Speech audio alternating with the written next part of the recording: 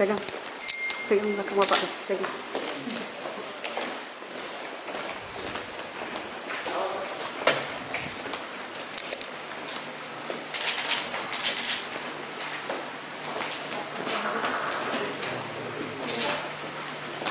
Pegang Wan.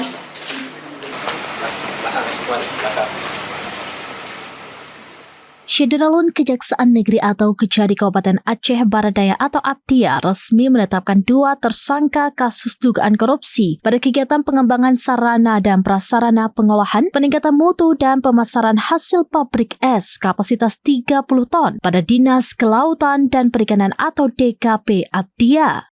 Kedua tersangka itu yakni TAG 46 tahun yang merupakan Kepala Unit Pelaksana Teknis Daerah atau UPTD Pangkalan Pendaratan Ikan atau PPI Ujung Serangga Susoh dan D 59 tahun yang saat itu selaku Pejabat Pelaksana Teknis Kegiatan atau PPTK.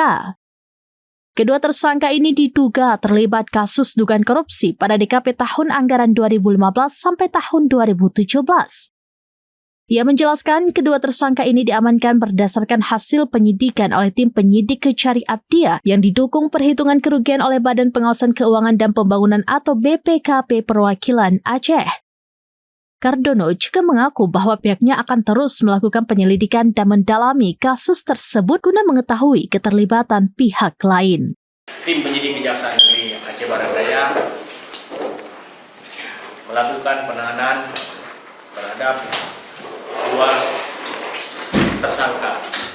tersangka tersebut dengan inisial TAG dan D yang merupakan